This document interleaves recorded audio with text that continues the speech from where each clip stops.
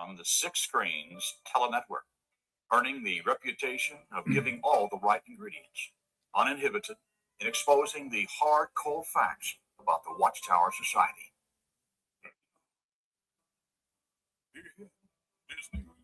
Well, good afternoon, everyone. Rick Farron here at the Six Screen Control Panel up in the hub of the universe, right up here in Boston, Massachusetts. And boy, I want to thank all my friends. I got a lot of friends here on Facebook and YouTube, and I want to thank you all for coming in and wanting to share a Sunday afternoon with us here on the Six Screens Telenetwork. It's amazing to me what I see going on in the Watchtower.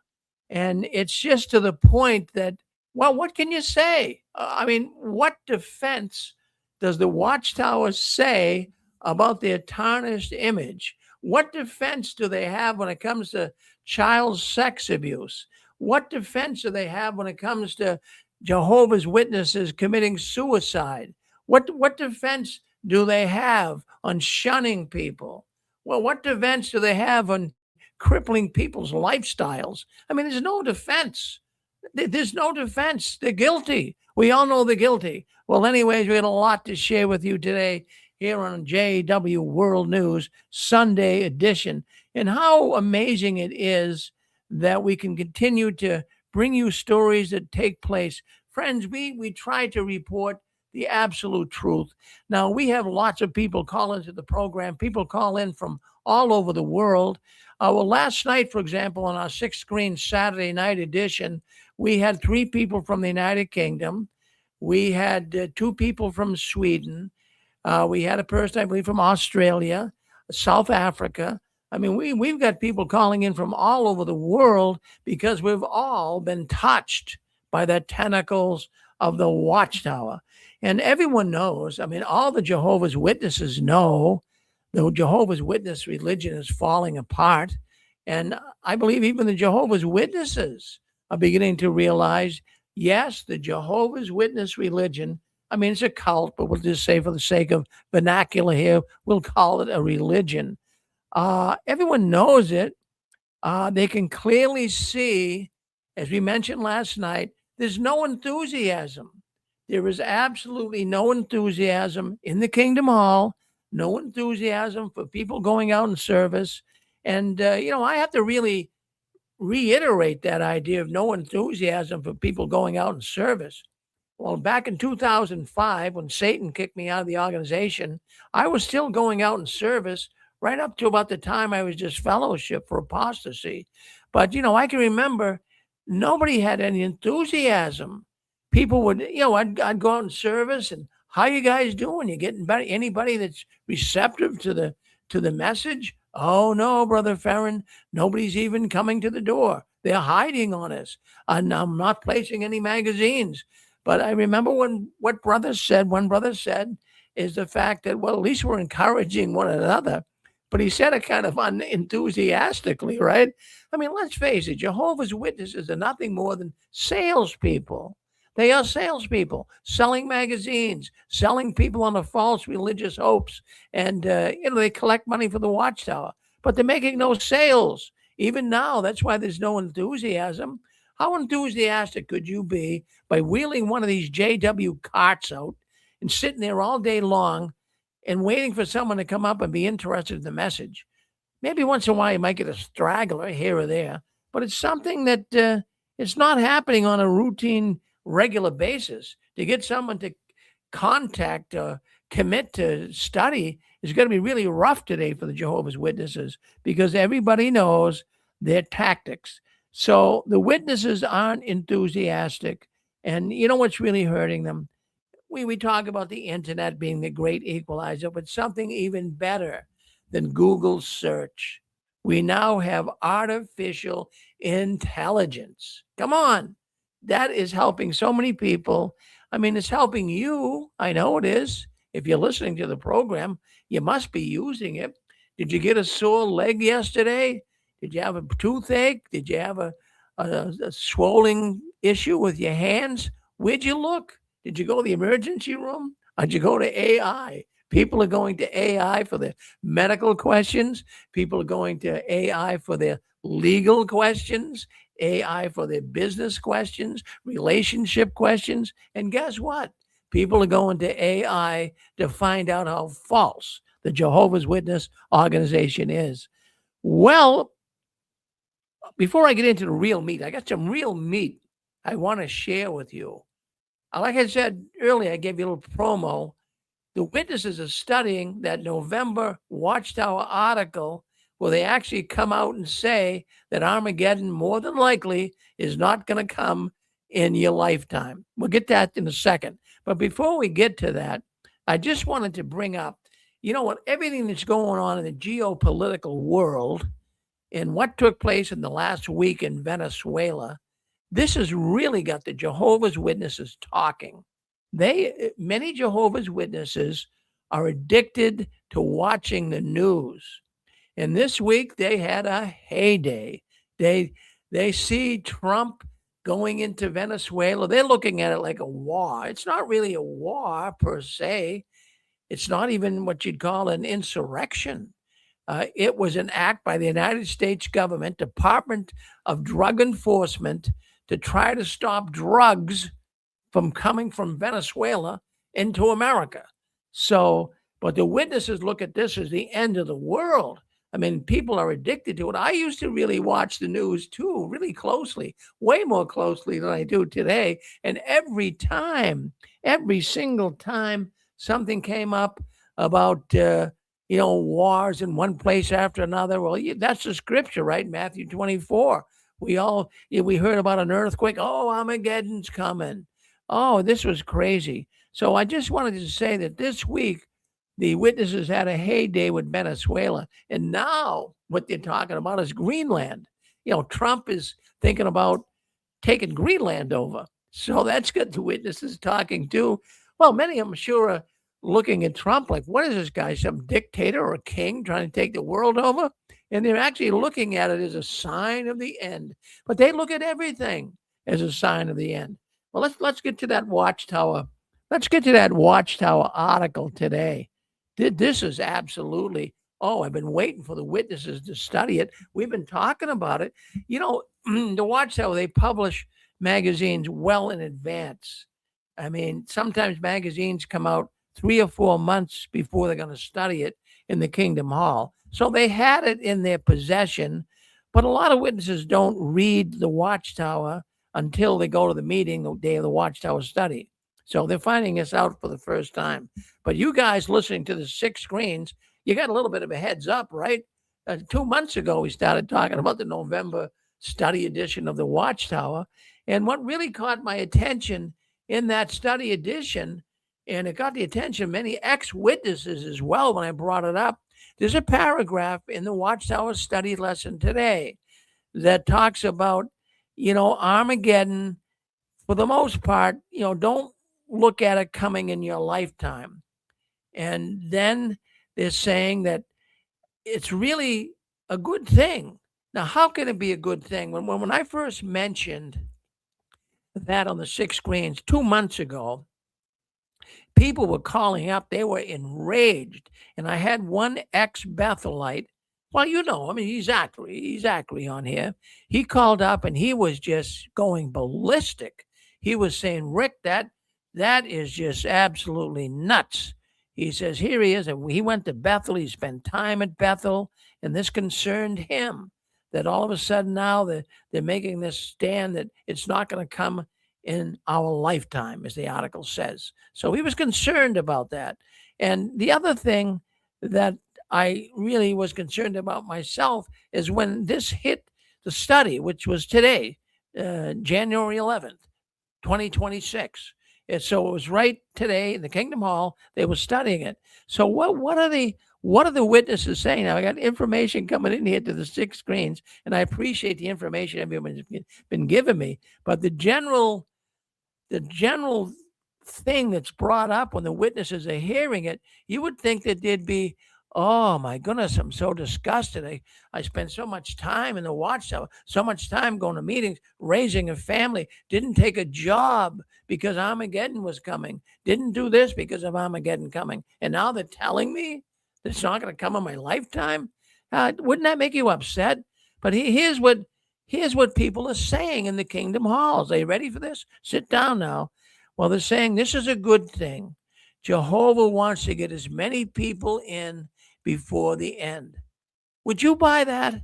If you were in the kingdom hall today and the study lesson was over, and all of a sudden you hear, you read that article about Armageddon's not coming. You might be hearing it for the first time, and you're hearing brothers and sisters say, well, don't get overly excited, Brother Zealous, because, this is a good thing. Jehovah wants more people to come into the truth. I mean, using this logic, and we know the witnesses aren't logical to begin with, but using this logic, they're basically saying the end could be 1,000 years away, right? I mean, because Jehovah would want to keep bringing people in. So I found this very, very enlightening. And then also in that same paragraph was the paragraph near that one, in the same paragraph, let's go with that. They were also talking about older people. Now they know Jehovah's Witness, Watchtower knows many Jehovah's Witnesses are getting much older. In fact, really old. The baby boomers are getting up there in age, right? So a lot of they're mentioning it here in the Watchtower, and they're talking about older people having to give up their driving license. Yeah, I mean, that's what happens when you get old. You might not be able to see as well. You just don't feel comfortable. So it's a pretty normal thing for old people to have to give up their driving license. So the Watchtower is addressing that in this article today. And then they said, now, this is the part that got me. It's going to get you too.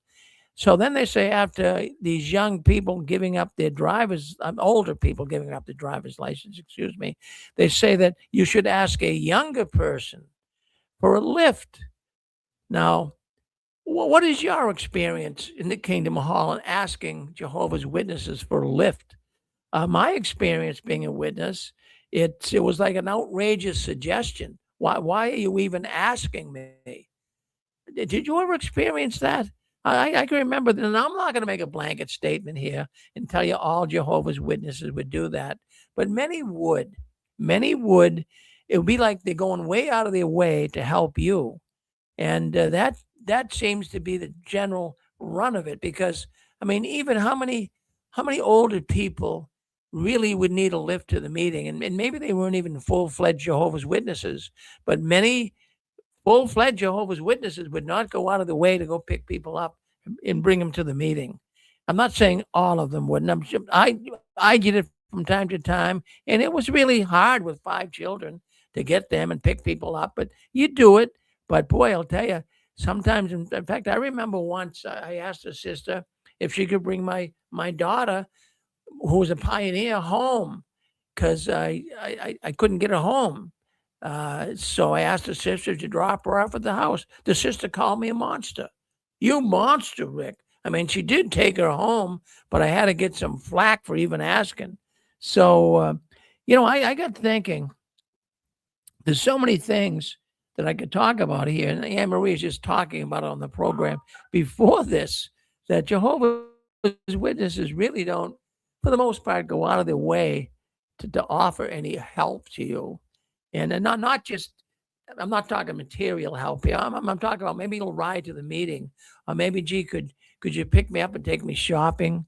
In fact, many times you'd even be afraid to ask, but there were some that did, I'm sure. So what do you guys think about that? What do you think about that lesson? What do you think about the witnesses saying today that, well, Jehovah just wants to bring more people in, so it's a good thing that Armageddon isn't coming soon? Did you buy that? Yeah, go ahead. Couple thoughts. One, this nonsense about the elderly ones asking younger ones for a ride. Now, the whole time that I was a younger witness, teenage, 20s, maybe even 30s, I never really had relationships with older ones. I mean, I'd speak to them, but you just don't really have relationships with them. I don't think if I was an older person, I would feel comfortable even asking a younger person who I really don't know to come and give me a ride. So that just shows how disconnected from what really goes on in the congregations the JWs are. As for this business about Armageddon not coming in your lifetime. First of all, that's an interesting way to even phrase it, because you have people that are all different ages. So, I'm in my 50s, so I don't have that much longer to go. So what are we talking, another 20, 30 years? Well, what about a person that's a teenager, 20s, 30s? Are you going to tell them that you're going to continue to serve for the next 40, 50, 60 years and not expect Armageddon? And then out of the other side of your mouth, you're going to tell them that Armageddon is right around the corner. You can just see the nonsense of this. But now, in terms of why people are not screaming bloody murder and saying, you've been telling us it's right around the corner for in excess of 100 years, and now all of a sudden it's not going to come in my lifetime. Again, that just goes to the brainwashing. These people have lost the ability to think critically. Their thinking has been co-opted. And then you have the sunk cost fallacy, whatever it is.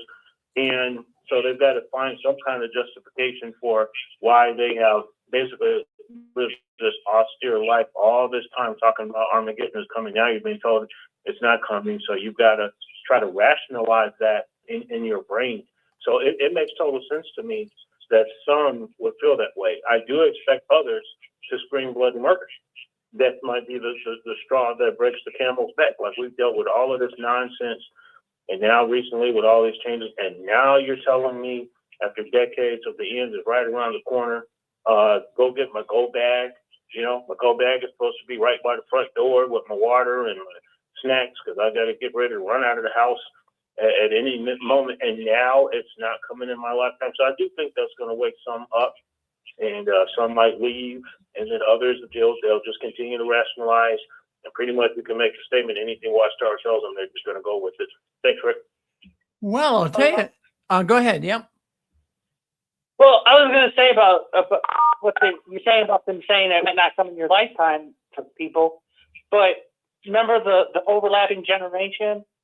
So my understanding was that saying that somebody had to be anointed by 93 when Fred France died, and they would still be alive when Armageddon comes. So that somebody that was anointed in 93 still partaking that's alive, they'd have to be pretty old. So they kind of created a window there. So I don't really see why they come out and say that it's not maybe going to happen in your lifetime. I mean, unless you're 80 years old. I think if you're under 60 with that understanding they gave, it seems like it couldn't go more than 20 years at the most. The way I am understanding what they were saying. Yeah, well, Mike, what happened? What a lot of witnesses saying, and they just studied that today, like you heard, and what a lot of them are now saying is the fact that, well, isn't it wonderful that Jehovah is giving people more time? Yeah. So I mean, Well, it always says that, Rick. But what I always think about that was giving people more time.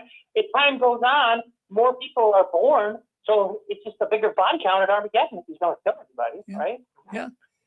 Well, I wanted to tell you too. I know. I read your letter about last night. Now, let me just explain to people. Then I'm going to let you know what happened. That's all right. Let me just explain. Okay, I shouldn't have said it. Well, the lady called me and apologized, but let me explain to people. Oh, she did call. Wow. Yeah. Okay, she called me today. Yeah, let me tell you what happened. But if you guys know what we got a new setup here on the 6 screens on Saturday night. What we do is you do a number of programs Saturday night. Then after the programs are over, we leave the telephone line open. I have a conference line here where you're going to accommodate a whole lot of people who can come and talk. It's not being recorded. It's not being broadcast over the air, YouTube, Facebook, or anything like that. But people can just come in and talk. So Mike, the caller calling in now, he was in last night, and it's kind of an open forum. People can talk. But I guess, Mike, you brought up the fact of what was going on in Minnesota, and it kind of really, and there's a woman that. They were talking about, well, I guess, Rick, I shouldn't have said that. I usually would be as bad, but I couldn't, of course, but they were saying some things that weren't correct. So I should have just kept my mouth shut. Yeah, well, it's okay. I'm glad. No, you get to be a very wise man, Mike. Thank you. But anyway, she called me and she Hey, Brett, yeah. I just wanted to tell Mike, I'm very sorry about your foot. I know what it's like to be in pain and constant pain, and it's no fun. So I'm sorry you're really going through that. And Yeah, thanks. I hope that you can, get through it, and then it won't last too long. And I'm really sorry that you're going through that. Yeah, it's kind of the pain's not real bad. It's the worst thing is just not being able to do anything.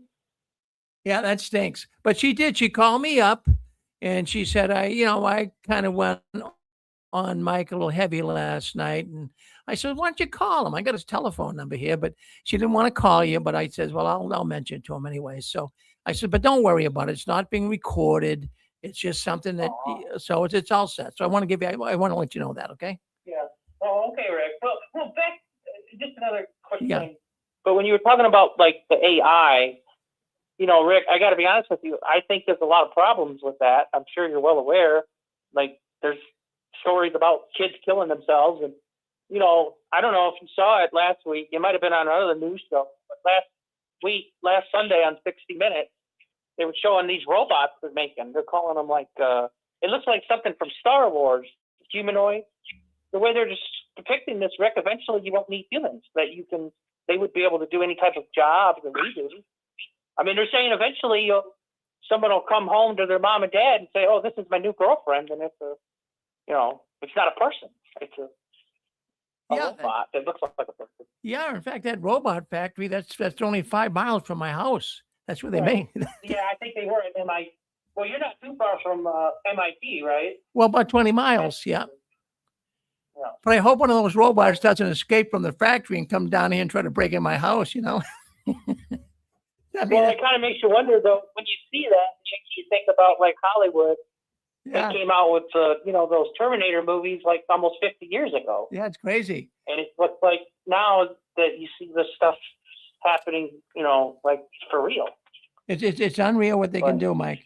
Well, Well, thank you. but then about the time of the end, Rick, you have to admit that what's going on now in this country, I think you're a lot older than I am. You have to admit you've never seen anything like this before. Well, you mentioned, in fact, Susan and I, we talk about this almost on a daily basis, and she'll ask me, Rick, do you think we're in this time of the end? And of course, we had that drilled into our head being witnesses. And, being a Christian man, I know that there's going to be a time of the end. The Bible speaks about it. So I'm thinking, what would really be the catalyst? What would be the thing that could make this time of the end come? And what you just mentioned there with AI could be a catalyst. See, Mike, when man gets too smart for his britches, right now they're too smart for the britches. They're able to control weather. They actually are. People, they can control weather. They can make it warmer, colder, rain, snow. Also, stem cell research. They can grow little hands and little toes and everything else in a laboratory. And, that's getting smart for your britches. And this AI could be the game changer, Right. Well, Well, it goes back in the Bible in the book of Genesis when God, if you believe that, God changed their language at the Tower of Babel. He said they wouldn't be able to accomplish anything if he didn't do it. Yeah. But like I say, but the division in this country, what's going on right now, I've never seen anything like this. I mean, I ain't got nothing else to do, so I'm looking at all this protesting going on.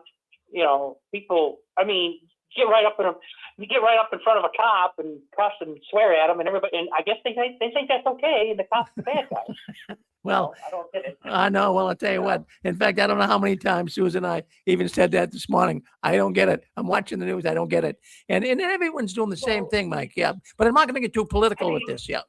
Yeah. Well, it's not, to me, it's just about right and wrong, Rick. It's not. If you disagree with something, you can state your opinion. You can protest, but you can look at it. They get right up in a. If I went and I went up in a cop and cussed and swore at him, I mean, to me, these police, Rick, I think they actually show a lot of strength. I see a woman, she's standing right in front of them, screaming at them, cursing her as loud as she could to tell them to shoot her in the face. Yeah. And they just try to ignore it. But that's the bad guy. So Oh, yeah. I don't get it. But Well, everything. In fact, Dick Borghi has always brought up too numerous times here. What is bad is now good. What is good is now bad. Everything's turned around backwards. Well, thank you, Mike. Thank you, and wish you the best with your leg too. Golly, let's see your ankle. Yep, thank you. Yeah, I wanted to bring something up here. The reminders. I didn't bring this up last night, but every month the Watchtower sends out announcements and reminders, and you guys can remember it being in the Kingdom Hall that would be read to you. But listen to this. You're not going to believe this. For January 2026, we now have announcements and reminders. And let me just give you a little idea of what's going on here. Let me just get it up and I can read it to you. This is the actual, I have a copy of the announcements and I went through it, a 3-page copy. But the only thing of really interested caught my attention is on the first page, Article 5 of this directive or announcement from the Watchtower governing body. And it says here that contribution boxes for construction projects. Well, let me read you what it says here. I got thinking here, and I'm sure you guys are thinking too, something's not passing the smell test on this one. So, contribution boxes for construction projects. In the near future, updated congregation accounting instructions will be provided to address recent organizational changes and simplifications. One simplification is that a separate contribution box will no longer be used for donations in appreciation of construction projects. If one is currently set up because of instructions received in the past, it should now be removed. Publishers who would like to donate in appreciation of a local Kingdom Hall project may use the contribution box for local congregation expenses or donate online jw.org. If available, donations in applications of assembly halls or branch projects can be made to the worldwide work. Future notifications of new projects will remind publishers how they can support such projects, including voluntary donations. So let me just give you my skinny on this. All right, something's wrong in the legal and the accounting office, and let me just tell you what I think is happening here. Do you guys remember Tammy and Jim Baker? What do you know about them? Do you remember them? Well, they had a ministry on TV, an evangelistic ministry. It was called the PTL Ministries. And what Tammy, she was the girl with the well, she was a lady really, but she had these big long eyelashes. Everybody knew Tammy Baker. And her husband's name was Jim. And it was in North Carolina, I believe it was where they lived. And they were building this heritage, they called it Heritage USA theme park. Oh boy, this later got Jim a prison sentence. So they were telling the people on their television network that they could become a partner, a lifetime partner, and have like a condominium apartment, like a lifetime day share, not a lifetime uh, place. I forget what they call 'em, day shares.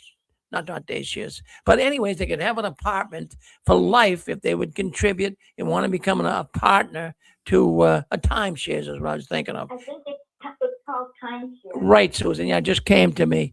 So they call, in other words, it was like a timeshare almost. So they could go there and live there, and they could actually have this lifetime partnership with Jim Baker and the Heritage Ministry. Well, I'll tell you what. They were talking big plans, just like the Watchtower is talking big plans today about Ramapo and the big studio they're putting in up there. I think all of a sudden they're starting to get a little bit nervous. So, anyways, to bring you back to Jim Baker, he really oversold it. He took a lot of donations in and people giving him money and built a theme park. He never built it. And it turned out to be a fraud. And he went to federal prison for that. And it really hurt his ministry for many years. So I'm thinking the Watchtower, I'm just thinking out loud here, right? I don't know for sure. But I'm thinking this might be the same thing happening with Watchtower. Maybe, the legal people have come in and said, look, you either build this place, pee or get off the pot. It seems like what they're always doing is delaying it. We need money. We need donations.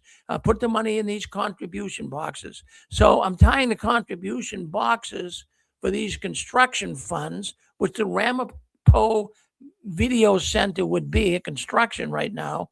They don't want to in any way be able to separate. They want to keep everything in the worldwide box. They don't want to put in there that we received $50 million for the media center and it never gets built, because I mean once the government looks into it, they could say, wait a minute, Watchtower, you took $50 million in to build this media project and it never happened. That's a fraud. And now I'm just kind of moving forward here with my way of thinking. And so they have to change. Why else would you start changing contribution boxes? Why would you do? You're trying to keep everything in one box so nobody knows where the money's going. Well, we spent that money for, we spent that money helping the brothers in Nigeria. Or we spent that money when Hurricane Rita hit or whatever.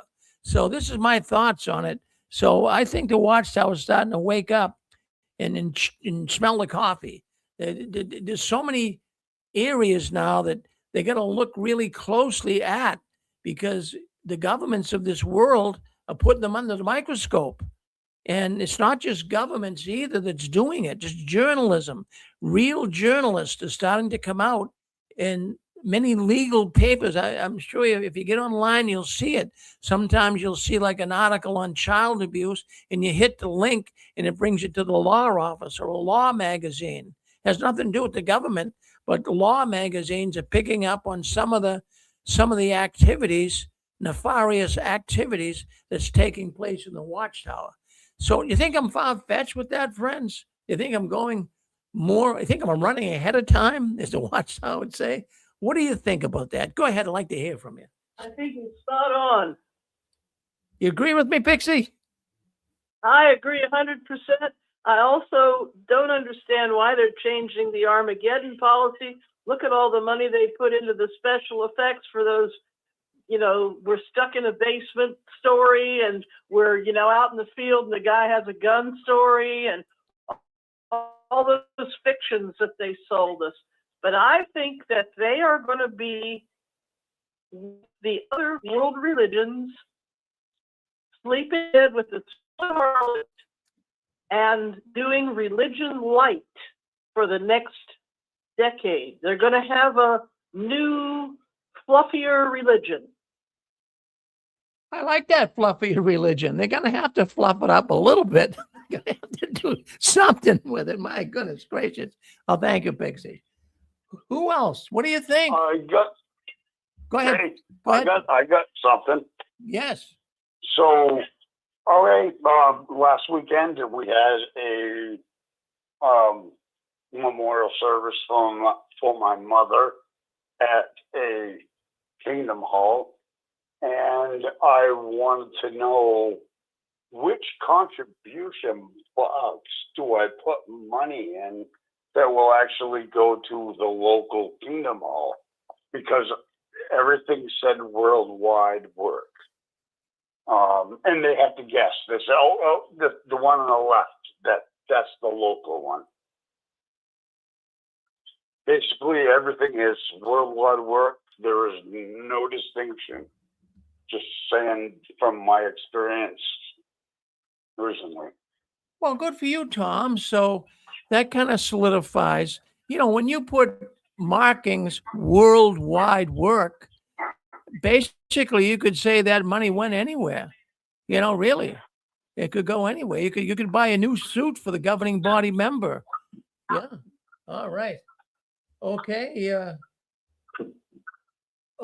Let's go. We get some clicking and clacking going on. Who's next? Who wants to come in? Let's go with, I think it's Dick and Constance. Did you want to come in? Yeah, thank you, Rick. Thank you. There was a YouTube channel that brought out the fact that the Catholic Church is starting like an ecumenical council where they have all these religions coming to the Vatican. And one of the religions that's come to the Vatican is Jehovah's Witnesses. The reason you don't know about it is because it's in Italian. It's being printed in Italian and other languages other than English. But Pixie's right. They're going to be hanging low for a while, but they're joined up with the Catholic Church, and they're going to have the one world government, one world religion. That's what's on the horizon. Thank you, Rick. Well, very good, Dick. And I just wanted to say to Tom, too, that we're sorry that your mother died, Tom, hearing that. It's sad. No one likes to lose someone, and losing a mother is difficult. So we're thinking about you, Tom, and praying for you. Good man. Thank you, Tom.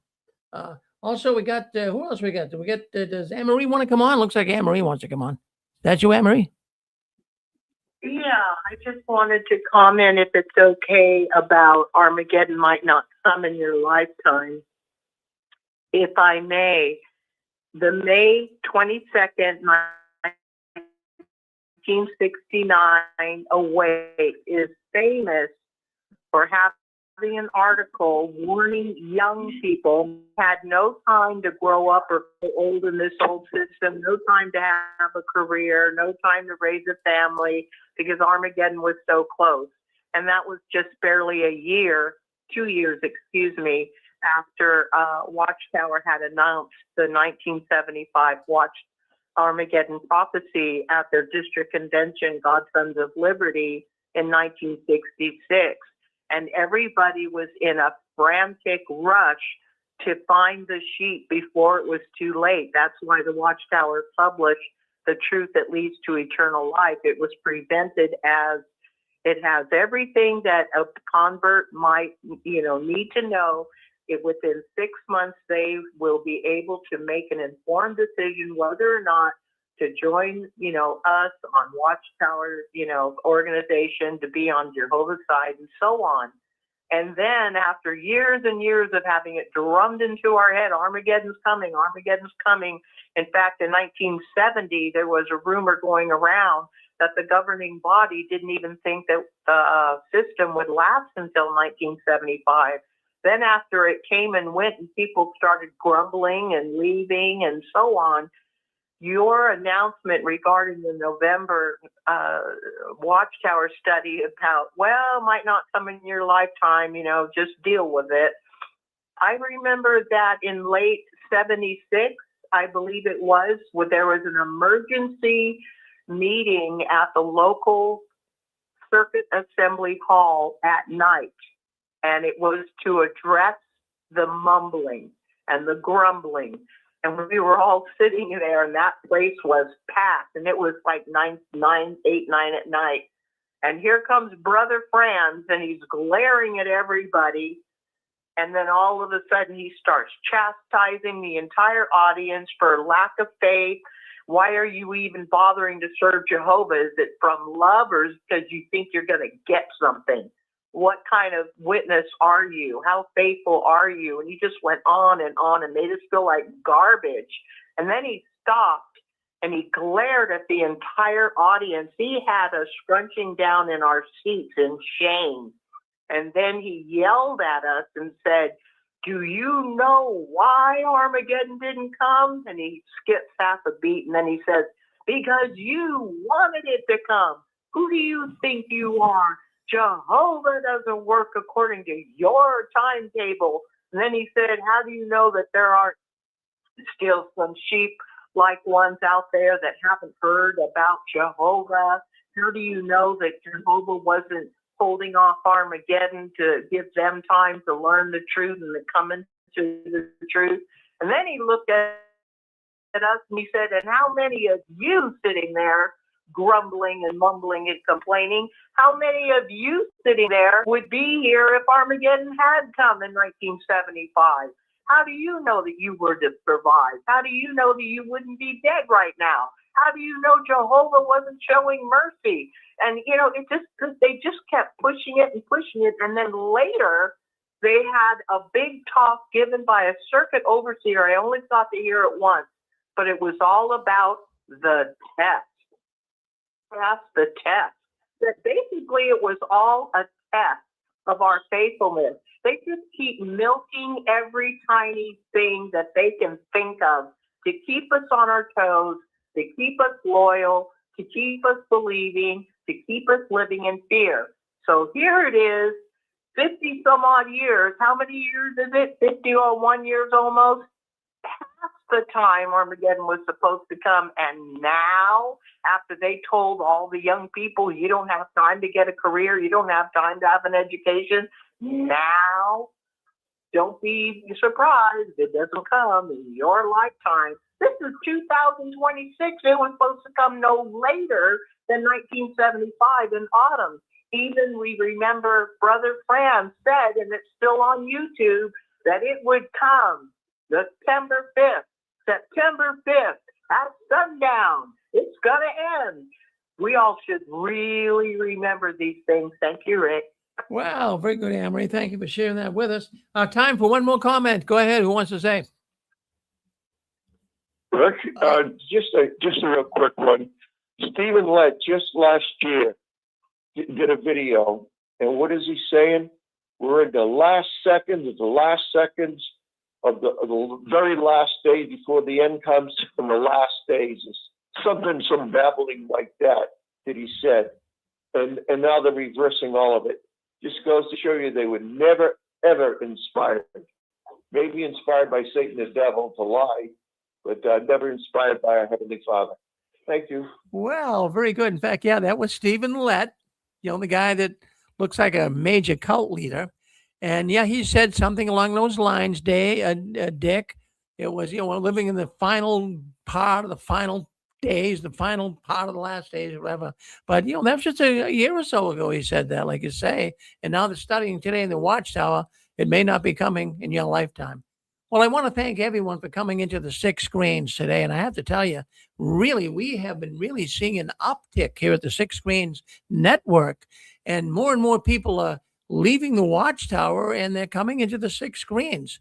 Now, many leave the Watchtower not based on doctrine or false prophecies or theological reasons. Many leave mostly because there's no love in that organization. But our Sunday programming takes on a Christian feel. You'll hear scriptures. We have a program coming up next, but please don't head for the mountains. Well, listen and watch this program. It's very enlightening.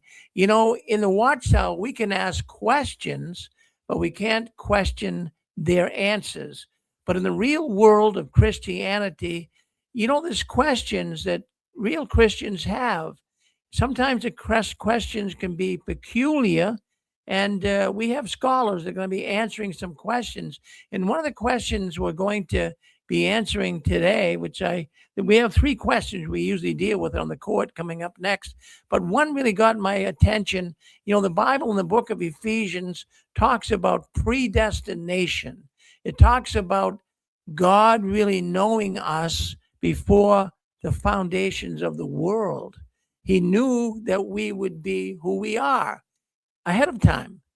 And the question I would have on that is, and in the scripture seems to imply that he knew who the Christians would be and who the ones that didn't want to follow him would be. So the question that we're going to bring up on the court today, if you were not predestined by God, could you be a Christian?